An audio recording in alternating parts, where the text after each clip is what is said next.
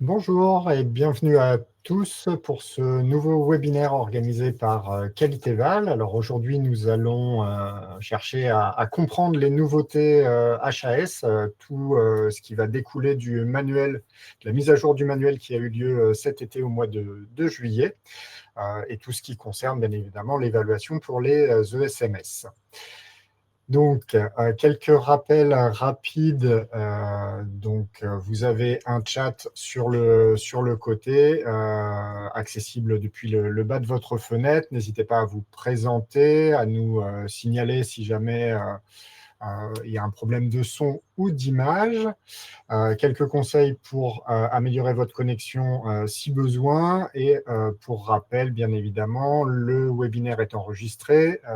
Vous aurez accès au replay au niveau du centre d'aide du logiciel et sur notre chaîne YouTube, en général sous 24-48 heures. Voilà. Donc aujourd'hui, j'accueille Charlotte Bouget. Charlotte, je vais te laisser te présenter.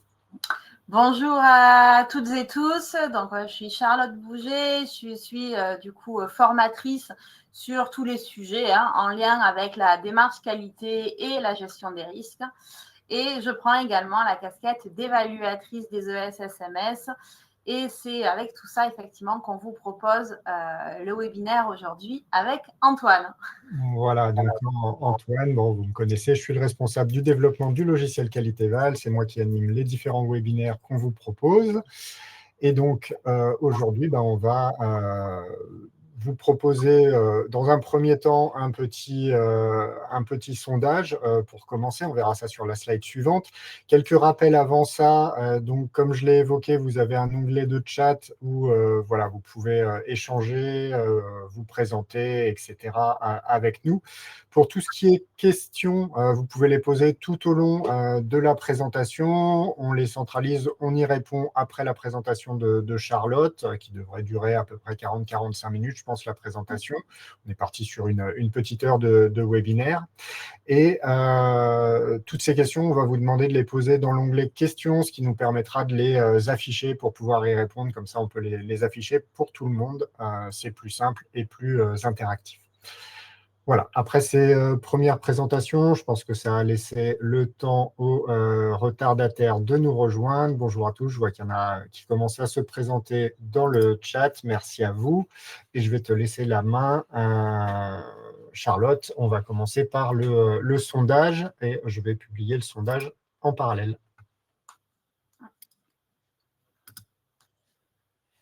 Parfait. Ça y va, le sondage s'est affiché. C'est pour savoir, voilà, déjà de connaître un petit peu, est-ce que vous avez pris connaissance de cette nouvelle version du référentiel, la version 1.1, qui est sortie pendant la période estivale, qui va nous permettre un petit peu de connaître votre niveau d'actualité sur le sujet et après de pouvoir tout décrypter ensemble. Je vous Alors, on répond, on va vous laisser encore quelques secondes pour finir de répondre. Actuellement, on est plutôt sur un 60-40, 60% qui n'en a pas pris connaissance, 40% qui le connaît déjà. Voilà, donc ça évolue plus trop. Je pense qu'on va s'arrêter là pour l'instant. Voilà. Donc à peu près 60% des gens qui n'en ont pas encore pris connaissance dans les participants actuels du webinaire. Ok. De toute façon, voilà, que vous ayez pris connaissance ou non, l'idée de ce webinaire, c'est de pouvoir balayer toutes ces nouveautés ensemble. Pour ceux qui en ont pris connaissance, ça sera l'occasion de voir si on a bien tous compris la même chose et de voir justement s'il y a des questionnements, des interrogations par rapport à ce sujet-là. Et pour ceux qui n'en ont pas encore pris connaissance, l'idée, c'est vraiment de vous donner finalement ce décryptage vraiment opérationnel de toutes ces nouveautés.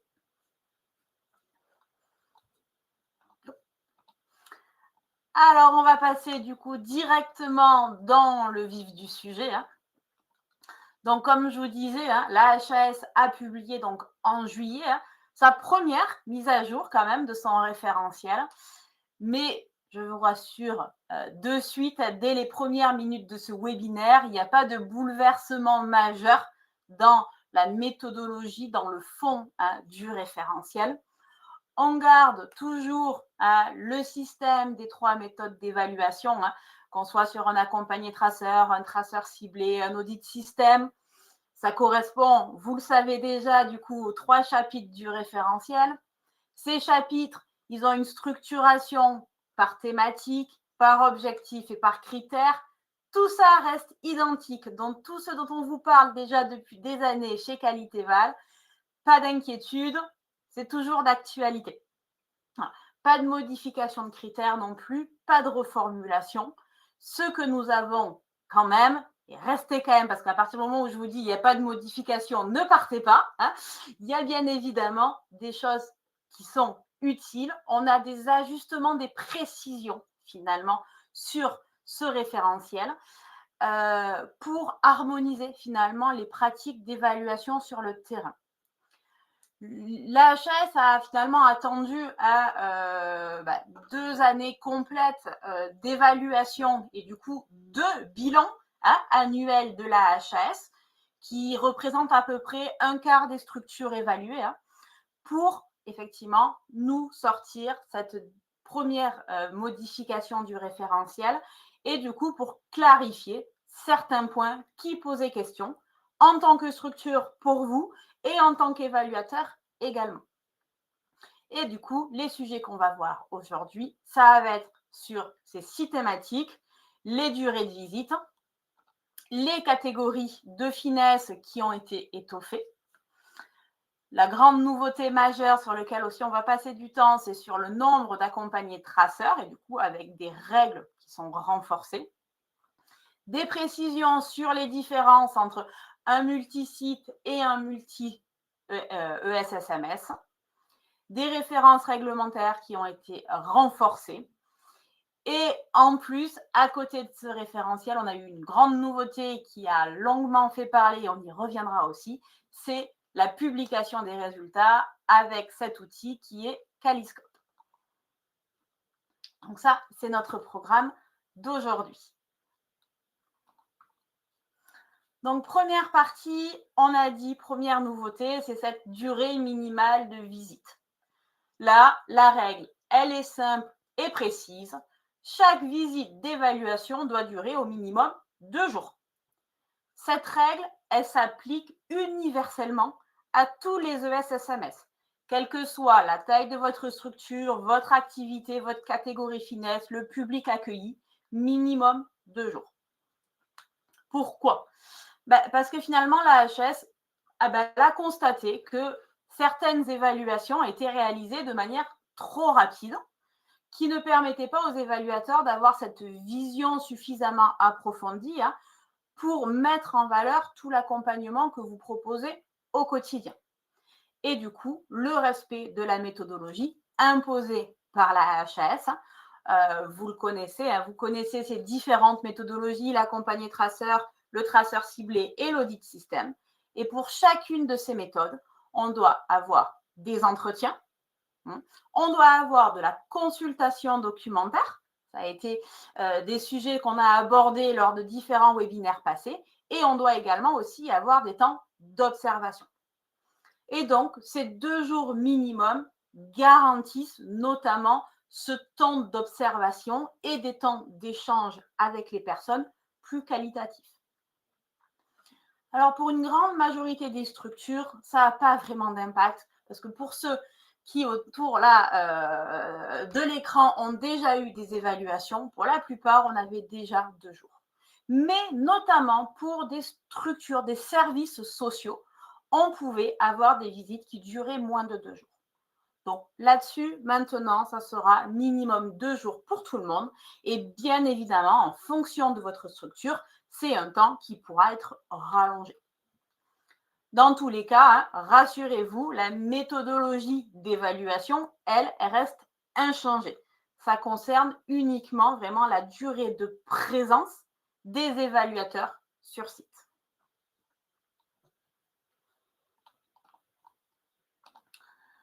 Deuxième évolution, ces fameuses catégories finesse. Au niveau de ces catégories finesse, elles ont été considérablement précisées, détaillées. Et du coup, c'est important. Pourquoi? Parce que c'est votre catégorie finesse qui détermine quels sont les critères du référentiel qui s'appliquent à votre structure. Là-dessus, on a 3 champs d'application en fonction du type de structure. Donc, si vous êtes un service ou un établissement, en fonction de votre secteur d'intervention, si vous travaillez dans du social ou du médico-social, et enfin, en fonction du public accompagné, qu'on soit avec des personnes âgées, des personnes en situation de handicap et autres. Donc, par rapport à ça, la catégorie finesse a un vrai impact sur votre référentiel parce que vous allez avoir des questions en plus et en moins en fonction de ces 3 champs d'application. Donc là, on vous a mis une petite capture d'écran sur l'image. C'est la fiche pratique numéro 2 du manuel HAS. Donc, vous récupérez le manuel HAS du 8 juillet 2025, bien évidemment. Et dans la fiche pratique numéro 2, donc en annexe, vous allez avoir la liste de toutes ces catégories finesse. Pour rappel, pour tous les clients Qualitéval, le référentiel est déjà adapté à votre catégorie de finesse. Pour tous les autres, je vous invite vraiment à aller voir cette fiche pratique qui vous détaille ces champs d'application de manière très claire.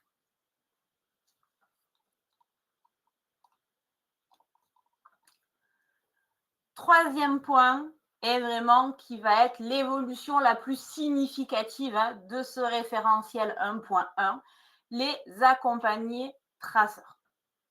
Là-dessus, au niveau pareil de la méthodologie, au niveau des critères, pas de changement. Par contre, des modalités renforcées.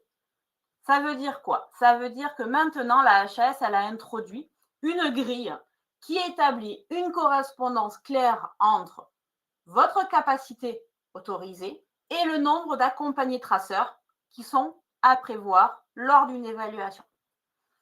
Avant cette nouveauté, la seule information qu'on avait, c'était minimum 3 accompagnés traceurs.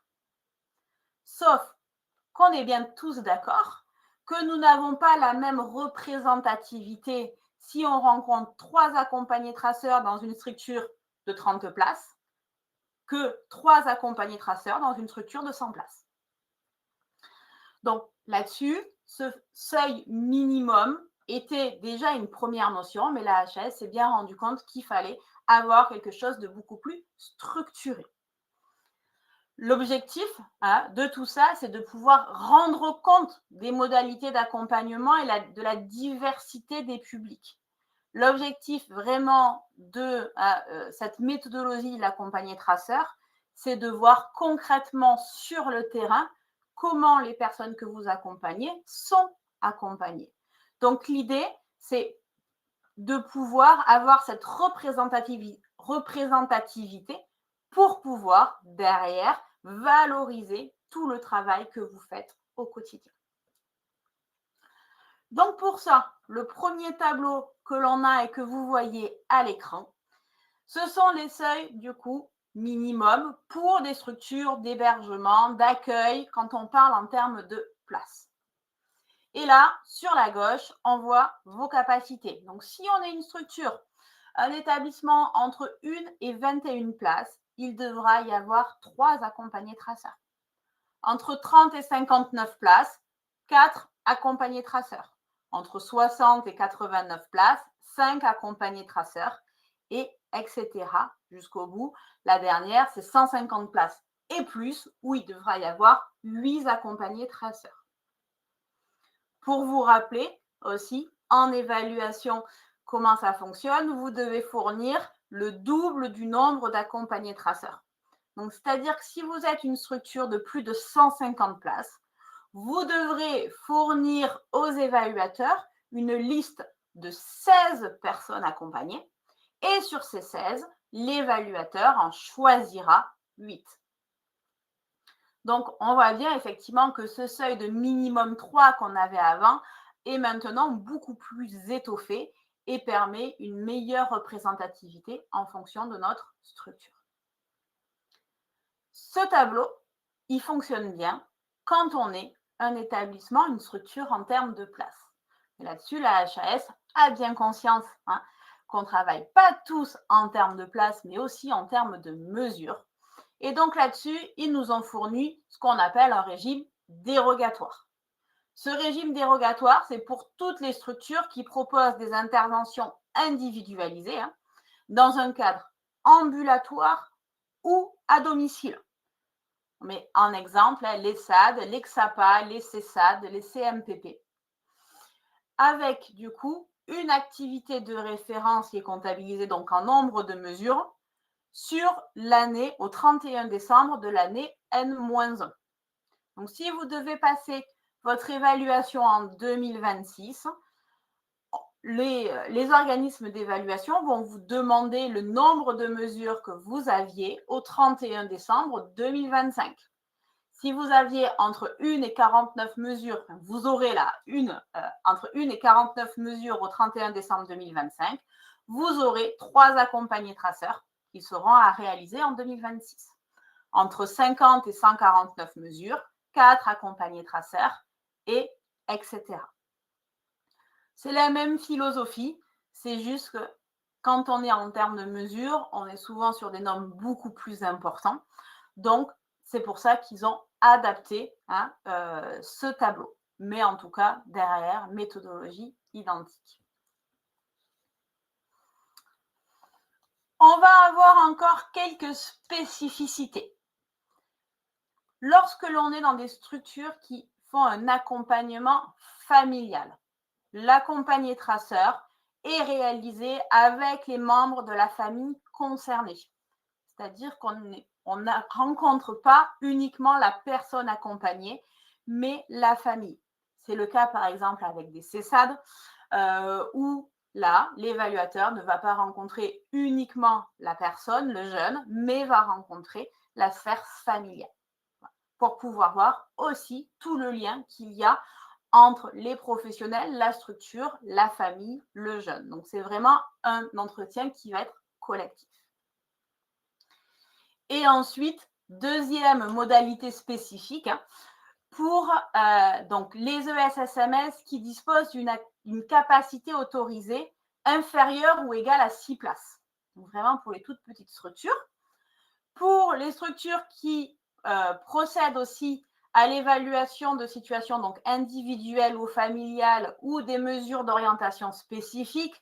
Donc là, on vous met aussi des exemples, les mesures d'investigation éducative, assistance éducative à milieu ouvert, centre de ressources, autisme, et aussi les services de soins en ambulatoire avec une population difficile à mobiliser du fait de leurs difficultés spécifiques avec les exemples Lexapa. Pour ces 3 types de structures, et uniquement pour cela, on va pouvoir du coup solliciter des personnes qui sont sorties de la structure au moment de l'évaluation, mais qui sont sorties il y a moins de 3 mois. Pour que derrière aussi, ça puisse être des personnes qui expliquent, racontent tout leur accompagnement que vous leur avez proposé.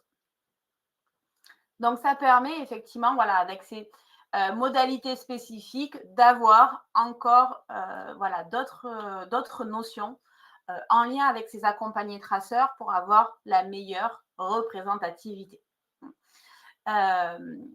Là-dessus, on a la fiche pratique numéro 3 du manuel HAS. Donc, si vous allez sur la fiche pratique numéro 3 en annexe, vous allez pouvoir retrouver exactement ces mêmes tableaux et ces informations pour avoir ces notions importantes.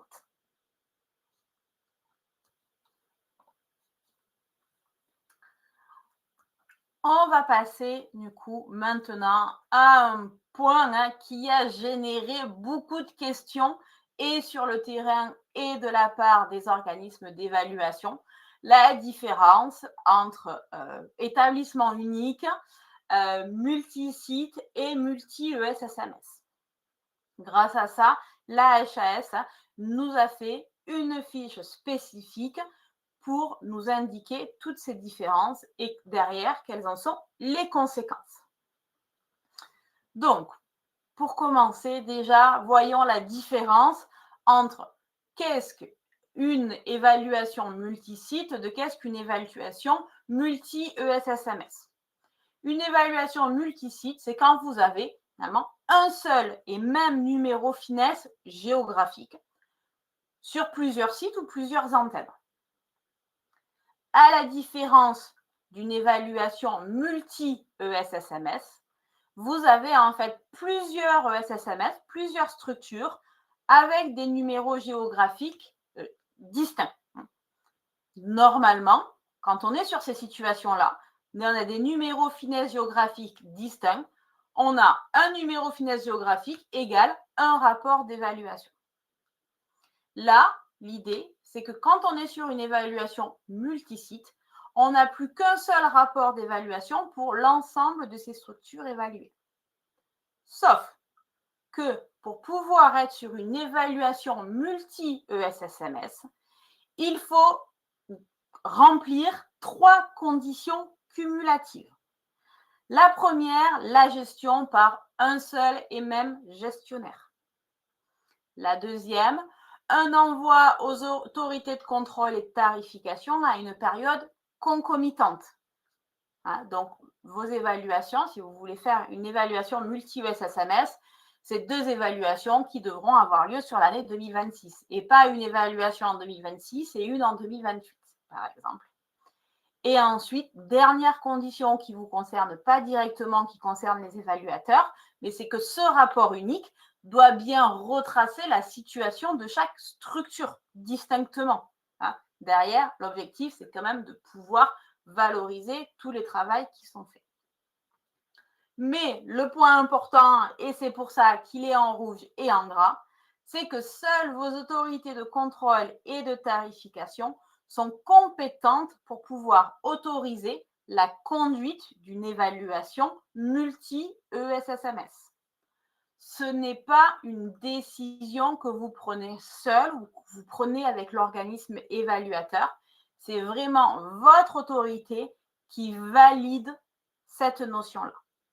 À partir du moment où votre autorité valide cette conduite d'une évaluation multi-ESSMS, on va voir derrière qu'est-ce que ça en découle.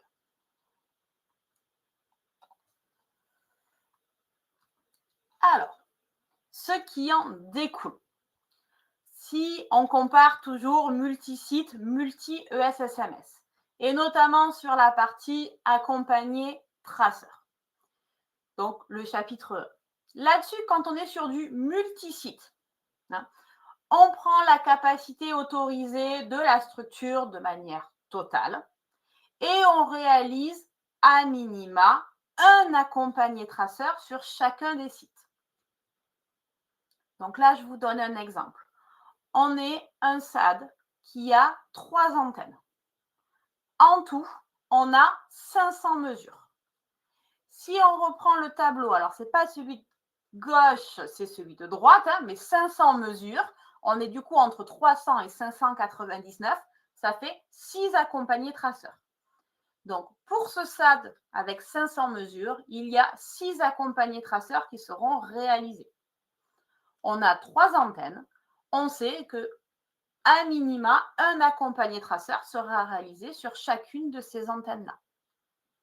C'est la seule condition. Donc, concrètement, si on a 3 antennes, on pourrait tout à fait avoir 4 accompagnés traceurs sur une antenne, un accompagné traceur sur l'antenne B et un accompagné traceur sur l'antenne C.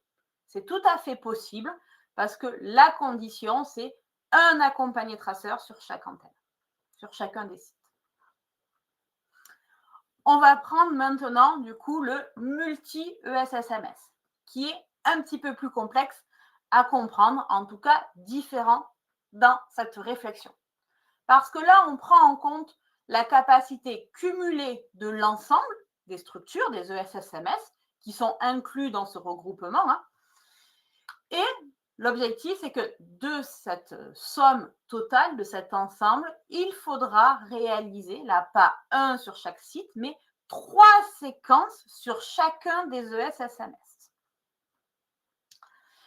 Pour ça, c'est pareil. Quelque chose, un exemple un peu plus précis. On décide dans la structure de faire une évaluation multi-ESSMS. On a l'accord de nos autorités et du coup, c'est un ESAT de 10 places et un foyer d'hébergement de 20 places. Là, on a dit qu'on prenait en compte la capacité cumulée. Donc, 10 plus 20 égale 30. Ça, c'est plutôt facile. Et là, on prend notre tableau tout à gauche. En termes de places, on est à 30 places. Donc, entre 30 et 59, c'est 4 accompagnés traceurs. Sauf qu'on a dit, qui était important, il faut réaliser au moins 3 séquences sur chacun des ESSMS. Donc, ce n'est pas finalement 4 accompagnés traceurs qu'il va falloir réaliser, mais 3 sur les AT et 3 sur le foyer d'hébergement. Donc, ça n'est pas 4, mais finalement, c'est 6 accompagnés traceurs qui devront être réalisés. Donc, c'est pour ça que ces tableaux, ils sont intéressants et qu'on dit bien à chaque fois, et je vous le redis maintenant, ce sont des seuils minimums. Tout dépend aussi, on l'a vu, donc du nombre de places, du nombre de mesures, si on est sur du multi-site ou du multi-ESSMS, et en fonction aussi du public, des caractéristiques de vos structures. Donc, ça permet d'avoir cette plus grande représentativité. Mais vraiment, le multi-ESSMS, le point important, c'est qu'on cumule, on additionne toute la capacité globale et après, il en faut à minima 3 dans chacun des ESSMS.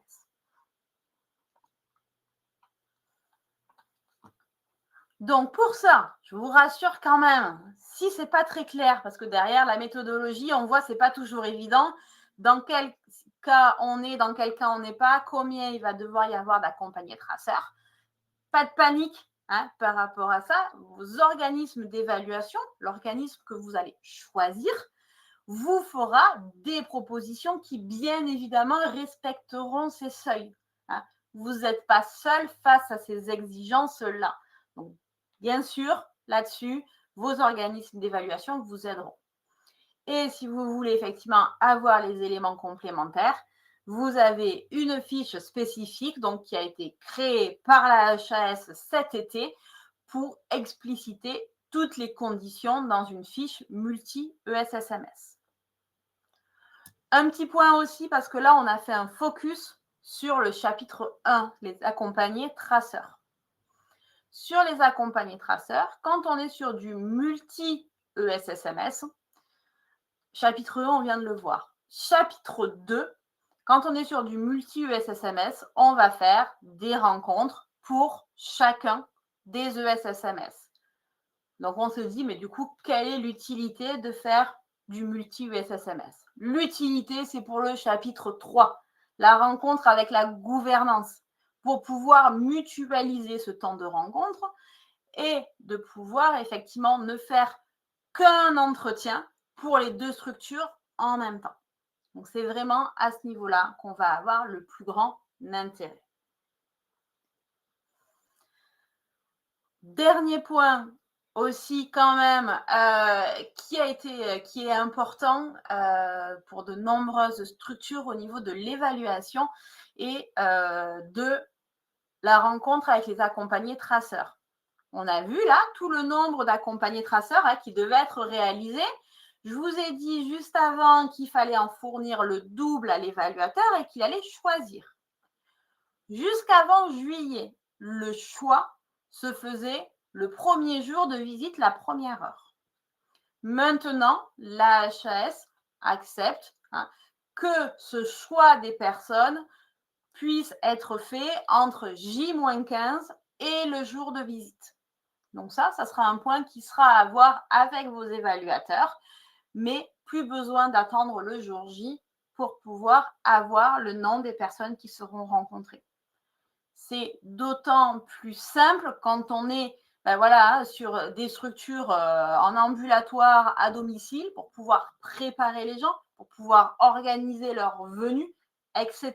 Donc, c'est vraiment un point qui était fort attendu par les structures et où la HAS nous a entendus et maintenant accepte ce délai.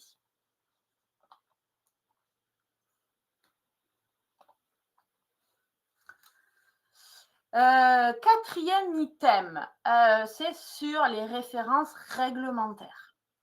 Au niveau de ces références réglementaires, ce nouveau référentiel 1.1 a quand même considérablement renforcé ces références réglementaires, les a étoffées avec du coup différents éléments, notamment bien évidemment toute la documentation HAS, toutes les RBPP, les recommandations de bonnes pratiques professionnelles qui constituent la base du référentiel.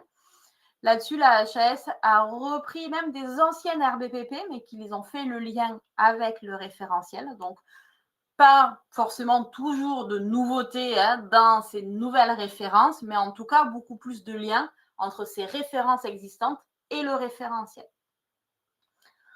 On va également avoir des guides thématiques, méthodologiques qui sont produits par la FORAP, par le CNSA et d'autres organismes de référence. Donc, d'autres documents qui vous permettent aussi de comprendre qu'est-ce qu'il en ressort de ce référentiel et de ce critère. Et d'autres points qui, je trouve maintenant, sont très intéressants, il n'y en avait pas, ou en tout cas très peu dans la première version, c'est tous les documents d'aide à la vulgarisation et tous les documents qui facilitent cette accessibilité de l'information, notamment quand on est avec la rencontre avec les accompagnés traceurs dans le chapitre 1, avec des liens sur Santé BD, Handi Guide, Santé publique France et autres. En tout cas, vraiment des outils beaucoup plus concrets, beaucoup plus ludiques pour les personnes accompagnées, l'entourage, les familles, on va dire au sens large. Ça, on va le voir dans la diapo juste après, comment la HAS a fait tout ça dans le référentiel. Mais en tout cas, aussi, vous voyez, au 17 juillet 2025, la HAS nous a publié un index sur toutes ces références réglementaires qui existent dans le référentiel HAS. Ça permet effectivement d'avoir le cadre commun à tous les évaluateurs et toutes les structures pour savoir quels sont les documents sur lesquels on doit s'appuyer pour avoir une réflexion sur ce sujet. L'intérêt de cet index, c'est que les références sont regroupées par thématique. Et si vous êtes en train de travailler sur la thématique de la bientraitance, vous allez dans cet index et vous avez connaissance de toutes les références réglementaires qui existent sur le sujet. Sinon, dans le référentiel, je vous ai mis là 2 captures d'écran. On va pouvoir voir dans la partie références, que vous voyez en bas à droite, les références en gras qui sont les nouvelles références qui ont été intégrées au référentiel. Donc là, sur le premier, à gauche, sur la partie questionnement éthique, on avait une RBPP sur le questionnement éthique qui date de 2010. Mais maintenant, en plus, on a l'outil d'amélioration des pratiques professionnelles qui s'appelle « Soutenir et encourager l'engagement des usagers dans les secteurs social, médico-social et sanitaire ». Comme par le passé, la HAS, pour ce critère, intègre toutes les références, que ce soit des références, du coup, là on le voit, globales, spécifiques ou autres références hors HAS.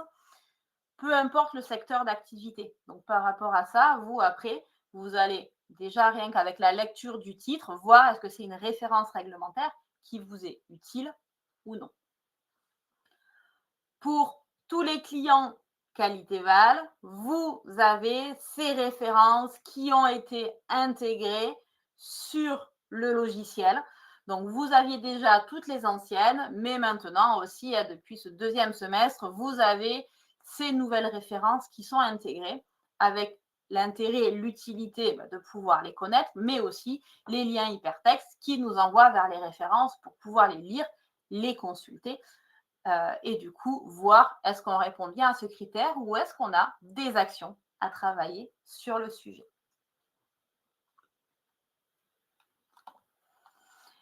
Et enfin, le dernier item de ce webinaire, le plus important, en tout cas celui qui a fait le plus parler depuis plusieurs mois, depuis septembre, c'est la publication des résultats d'évaluation.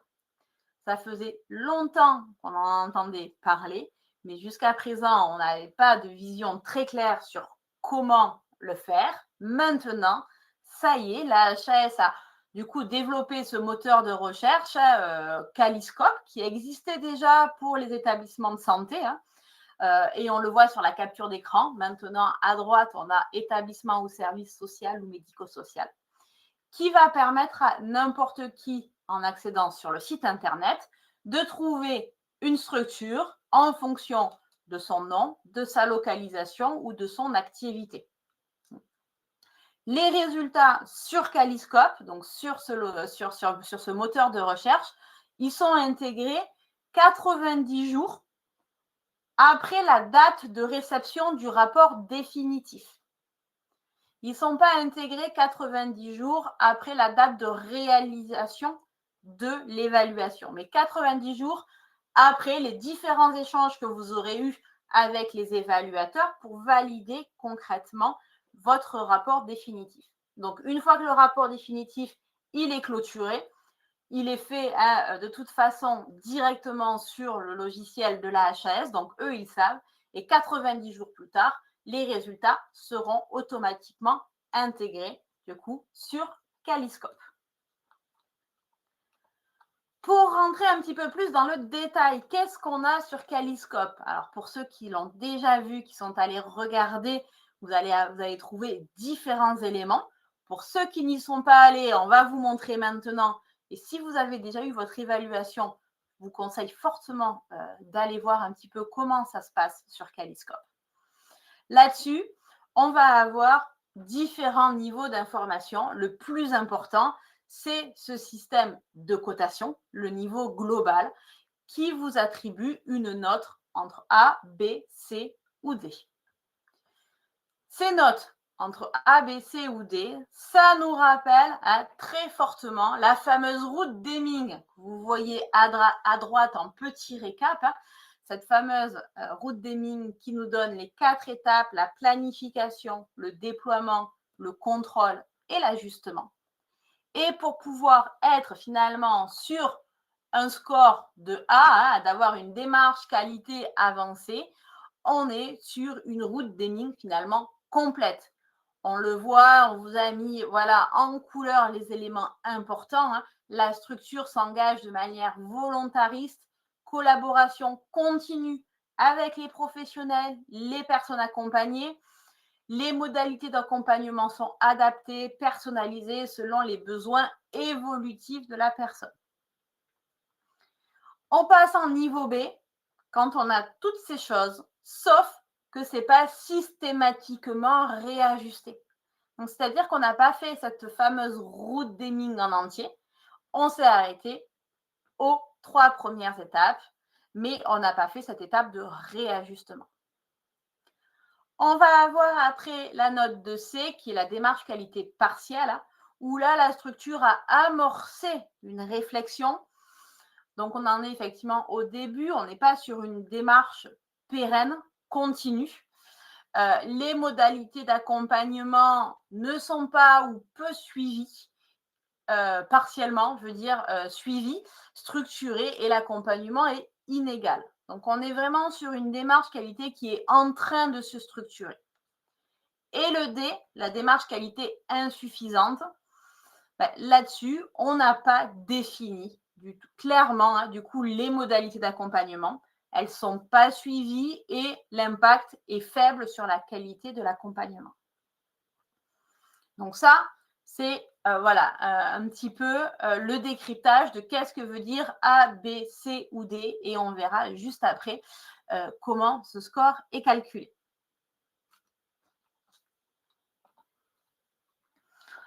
On va, après avoir déjà cette note A, B, C ou D, des choses beaucoup plus précises, notamment les résultats qui sont faits par chapitre et par thématique. Donc là, je vous ai mis un exemple d'une structure où on va pouvoir voir tous les résultats par thématique, quel que soit le chapitre.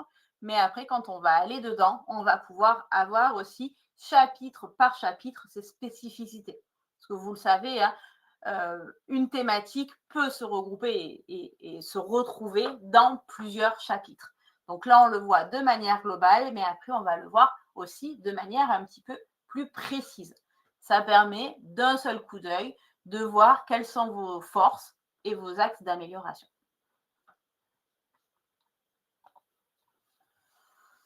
Suite à ça, on va avoir encore des éléments, des focus qui reprennent les éléments d'évaluation que la HAS a jugés les plus importants sur les thématiques donc, de la bientraitance et de l'éthique, de la démarche qualité, de la co-construction et la personnalisation du projet d'accompagnement et de la partie politique RH. De la même manière, je vous ai pris des exemples d'une autre structure où, de manière d'une lecture très rapide, on va pouvoir voir les axes forts et les axes sur lesquels il y a des progrès à faire. Donc, c'est très visuel par rapport à ça. On voit automatiquement où est-ce que la structure en est.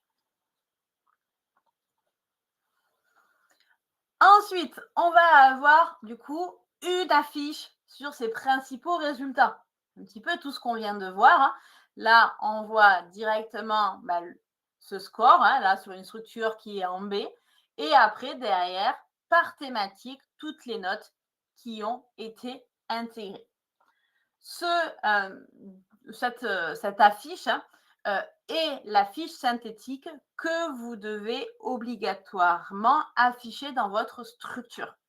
À partir du moment où vous avez eu votre évaluation, ce document-là doit pouvoir être affiché. Ça me permet aussi de vous rappeler pour tous ceux qui ont eu leurs évaluations que dans votre règlement de fonctionnement, vous devez inscrire quelles sont les modalités d'accès au rapport complet. C'est-à-dire que là, il y a la fiche synthétique qui est accessible aux personnes. De cette fiche synthétique, les personnes se posent des questions, veulent avoir des éléments supplémentaires. Le règlement de fonctionnement doit indiquer quelles sont les modalités d'accès et vous devez pouvoir leur donner accès à ce rapport complet. Ce rapport complet, pour tous ceux qui ont eu des évaluations, vous avez vu, c'est un rapport qui est complet, qui est lourd, qui est dense, hein, qui fait bien 80 pages. Donc là-dessus, la HAS a quand même fait un rapport un peu plus synthétique à destination du grand public, accessible hein, du coup sur Caliscope, quand on descend tout en bas. Et là, vous allez pouvoir voir voilà, les différents éléments avec le niveau global, l'atteinte ou non des critères impératifs et après, par chapitre, les axes forts, les axes de progrès. Donc, c'est un rapport voilà, qui fait 15-20 pages grand maximum comparé au rapport global que vous avez à votre disposition qui en fait, comme je vous disais tout à l'heure, plus de 80. Et encore un élément sur voilà, ces sujets par rapport à Caliscope, par rapport à la publication, à la communication. La HAS a mis à disposition un kit de communication pour les structures hein, pour valoriser vos résultats et communiquer hein, finalement de manière positive sur votre démarche qualité. On va avoir sur la gauche hein, voilà, une petite affiche très générique mais avec votre score. Et après, vous allez avoir deux fiches, une à destination plutôt des personnes accompagnées et des familles et une à destination des professionnels de terrain. Donc, ça permet effectivement un petit peu tout cet affichage et tout l'intérêt du coup que la HAS nous dit depuis plusieurs années. Ça y est, maintenant, depuis fin 2025, hein, depuis le deuxième semestre, on a bien cette publication et cette communication avec l'objectif de rendre publiques ces informations à l'ensemble des personnes qui le souhaitent.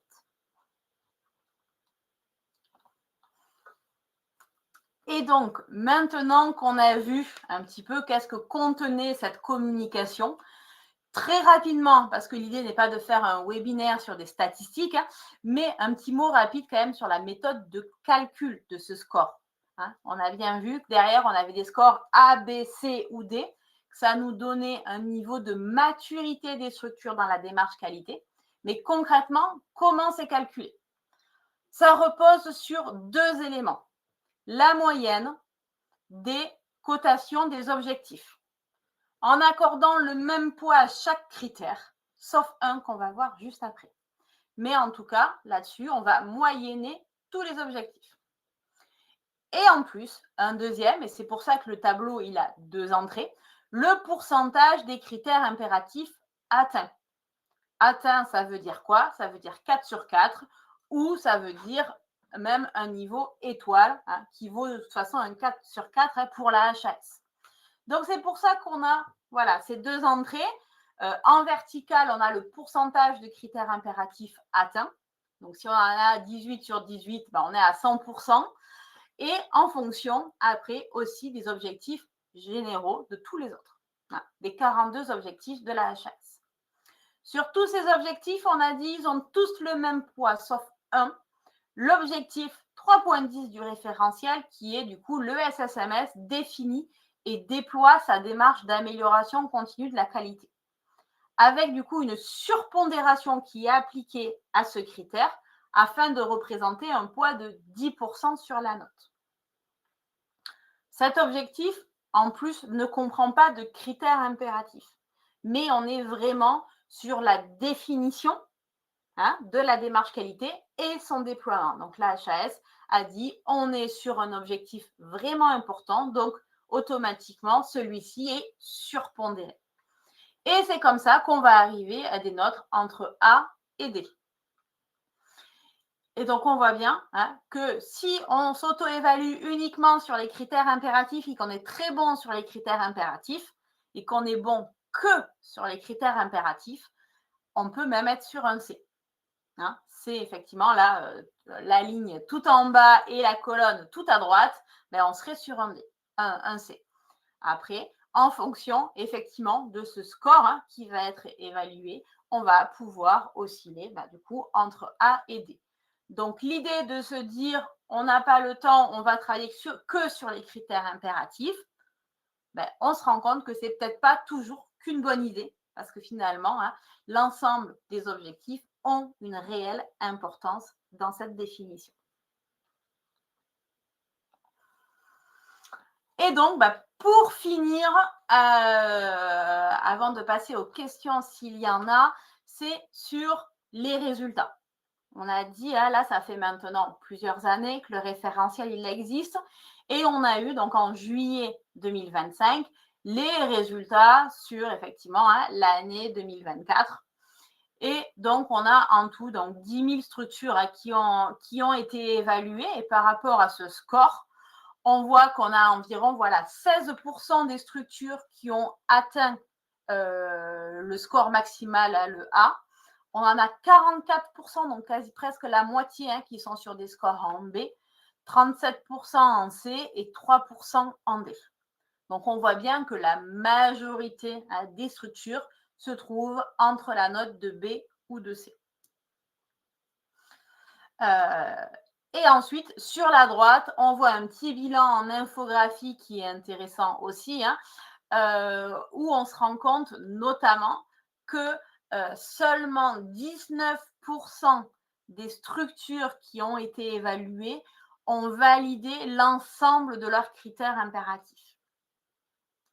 Avec un niveau globalement stable entre 2023 et 2024, parce qu'on voit on est à 3,62 et à 3,57, donc on est sur des moyennes globales quasiment identiques. Et au niveau des axes forts, on va être sur le respect des droits de la personne. Et au niveau des axes de progrès, on va être sur la partie gestion des risques. Donc, des choses encore à valoriser et des choses qui sont encore à travailler dans les structures, ce qui correspond effectivement aux résultats. Cette infographie, elle est très bien faite, elle nous permet après de se comparer entre structures et autres. Là, ce n'est pas l'idée de ce webinaire, mais en tout cas, ça peut être aussi un bon document utile si jamais vous avez besoin. Et donc, on arrive au terme de cette présentation. Merci du coup à tous pour votre attention. Et on reste avec Antoine disponible pour répondre à vos questions. N'hésitez pas. Voilà. Donc, j'ai partagé tout au long de la présentation différents liens que vous retrouvez dans le chat. N'hésitez pas à récupérer les documents directement. Alors, pour l'instant, pas de questions. Je vais t'en poser une ou deux. On va voir si ça débloque un petit peu les questions dans l'onglet questions. Première question. Aujourd'hui, j'ai passé mon évaluation. J'ai eu une note moyenne, on va dire un C. Je fais mon plan d'action, je m'améliore l'année prochaine. Qu'est-ce qui se passe pour ma note? Est-ce que je garde ma note pendant 5 ans ou est-ce qu'il y a une révision possible? Alors, la note, c'est une note, hélas, pour 5 ans. Donc, cette note, effectivement, peut-être qui est un C, c'est une note que vous allez garder pendant 5 ans, sur laquelle vous allez avoir, donc sur Caliscope, les résultats qui vont être intégrés et la note que vous allez afficher dans votre structure. Par contre, moi, ce que je trouve en bonne pratique, c'est que cette note, cette fiche synthétique qu'on a vue, vous allez devoir la garder pendant 5 ans, c'est potentiellement mettre une affiche à côté pour montrer justement tout ce que vous avez mis en place depuis l'évaluation. Pour dire oui, effectivement, peut-être qu'en 2023, on était sur une note qui méritait un C, mais maintenant, on est en 2025, bientôt en 2026, on a travaillé dessus. Et même si cette note, on ne peut pas la changer, voilà tout ce qu'on a fait. Donc, je pense que c'est une bonne pratique pour pouvoir communiquer sur le sujet auprès des personnes concernées. Parce qu'après, concrètement, au niveau de vos autorités, les autorités, elles, dans votre rapport d'activité, vous le savez, quand vous rédigez votre rapport d'activité de manière annuelle, vous devez intégrer une partie sur la démarche qualité. Et là-dedans, dans cette partie démarche qualité, vous devez intégrer tout ce que vous avez mis en place et tout ce que vous allez mettre en place en lien avec cette évaluation. Donc, vos autorités, elles auront les éléments. Mais Caliscope, ce n'est pas pour les autorités, c'est pour les personnes à accompagner. Donc là-dessus, n'hésitez pas à communiquer sur tout ce que vous faites. Merci, ça renforce effectivement l'intérêt de bien faire aussi son rapport d'activité. On approche du début d'année dans quelques mois. Donc c'est vrai que c'est d'autant plus intéressant et important pour ceux qui ont déjà passé l'évaluation, qui ont déjà leur note publiée sur Caliscope, de pouvoir montrer l'évolution des choses si vous avez été plus faiblement noté et surtout si vous avez pris le temps de mettre à jour et mettre en place des améliorations. Deuxième question, alors pour l'instant ça n'a toujours pas débloqué, j'ai pas d'autres questions dans l'onglet, donc on terminera peut-être là-dessus et puis on passera à la conclusion après. Prenons l'exemple d'une structure qui a été évaluée en 2023 et qui s'aperçoit que ses résultats publiés sont un petit peu différents de ce qu'il y avait dans son rapport de 2023. Est-ce que ça s'explique? Comment est-ce que ça se fait? Oui, ça a été effectivement une des grandes surprises pour les structures qui ont été évaluées en 2023 et en 2024. Pourquoi? Parce qu'on en a parlé aussi lors des différents webinaires quand ça a eu lieu, mais le système de cotation, vous le savez, a changé en cours de route. En octobre 2024, on a eu un nouveau système de cotation. Alors, les cotations sont toujours restées entre 1 et 4, bien évidemment, mais en tout cas, derrière, qu'est-ce qu'on attendait? Derrière un 1, un 2, un 3 et un 4, ça a été fortement développé. Donc déjà, par rapport à ça, on a eu une vraie augmentation au niveau de la cotation. Et après, en décembre 2024, on a eu la HAS qui nous a dit, finalement, avant, on avait un système d'arrondi qui ne reflète pas la réalité du terrain. Donc, à partir de décembre 2024, un 3,5 qui était avant égal à 4, aujourd'hui ne sera plus qu'égal à 3,5. Et donc, pour toutes les structures qui sont passées entre 2023 et 2024, ont eu des rapports d'évaluation où, par exemple, ils avaient pu valider leurs 18 critères impératifs, pas parce qu'ils avaient 4 sur 4 sur tous, mais parce qu'avec ce système de moyenne, on est arrivé à 4 sur 4. Et donc maintenant, publication sur Caliscope fait que ces résultats ont été repris selon la nouvelle méthodologie de calcul. Donc, si en fait, sur les 18 critères impératifs, j'en avais 2 qui passaient grâce à l'arrondi, aujourd'hui, ces 2 ne passent plus sur Caliscope. Donc, on n'a plus 18 critères impératifs de valider, mais plus que 16. Et donc, par rapport à ça, ça permet aussi aux structures, alors oui, ça fait qu'il y a une différence entre le rapport de 2023 et la publication de 2025, mais c'est un moyen aussi pour les structures de pouvoir se re-questionner. En fait, ce 4 n'était pas un vrai 4 et qu'est-ce que je vais pouvoir faire comme action pour que ce 4 devienne un vrai 4 et que pour la prochaine évaluation, ça soit toujours un 4. Parfait. Bah, écoute, je te remercie. Alors, je vois qu'il y en a qui ont profité du temps de questions-réponses pour répondre au sondage. Je vous remercie. J'invite tous ceux qui ne l'ont pas encore fait à aller dans la partie sondage pour compléter les sondages demandés. Ça nous aide pour la préparation des prochains webinaires hein, pour l'année prochaine. Alors, pour l'instant, on n'a pas encore les dates et les sujets qui sont calés, donc je vais pas encore communiquer dessus. On communiquera, je pense, en début d'année, en vous souhaitant les vœux dans notre newsletter de janvier. On vous indiquera le programme des prochains webinaires. On poursuit bien évidemment les webinaires l'année prochaine. Voilà. Donc, on vous donne rendez-vous en janvier. Ça, c'était pour les prochains webinaires. Et je te laisse la conclusion et je reviendrai juste après. Finalement, hein, voilà, ensemble, au niveau de cette conclusion, on a vu hein, les différentes étapes, les différents items importants. Hein, la préparation à renforcer des visites, on voit bien avec ces 2 jours, avec le choix des accompagnés traceurs en amont, le planning qui est renforcé et ajusté. Hein. Cette distinction claire entre multisite et multi-USSMS qui était indispensable. Le nombre d'accompagnés traceurs aussi, hein, là, c'est vraiment un point qui était vraiment attendu et vraiment préparez-vous sur ce sujet-là hein, à mobiliser plus de personnes accompagnées hein, en veillant vraiment à la représentativité de tous les accompagnements que vous proposez. L'objectif, c'est que maintenant, les évaluateurs vont rencontrer énormément d'accompagnés traceurs, hein, beaucoup plus qu'avant. C'est de pouvoir valoriser pendant ces entretiens-là tout ce que vous faites de génial au quotidien. Ensuite, on a eu la mise à jour des références réglementaires. Hein. C'est l'occasion pour vous de réviser vos documents, hein, de vous assurer qu'ils s'appuient sur les références réglementaires qui sont proposées par la HAS. Et la publication des résultats, bien évidemment, hein, c'était ce qui était attendu depuis longtemps, mais vraiment travailler, anticiper cette communication autour de votre évaluation. N'attendez pas les 90 jours après votre rapport pour communiquer en interne auprès des professionnels, auprès du CVS, de tout ce qui s'est passé pendant cette évaluation. Parce que vraiment, hein, l'objectif de cette évaluation, c'est de pouvoir valoriser votre travail et d'être dans cette dynamique d'amélioration continue.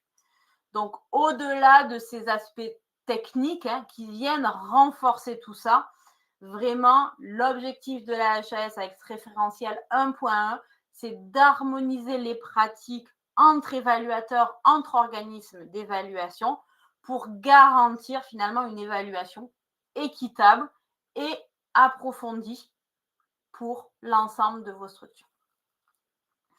Donc, vraiment, pour vous, c'est voilà, le moment, le moyen finalement de renforcer votre démarche qualité et de la valoriser auprès de toutes les parties prenantes au sens large.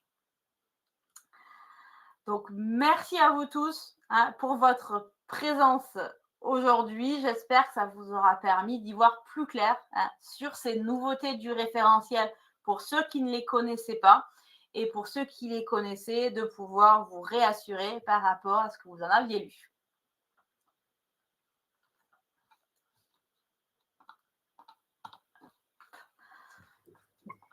Merci à tous. Merci pour votre participation. N'hésitez pas donc à nous retrouver au début d'année prochaine pour notre prochain webinaire.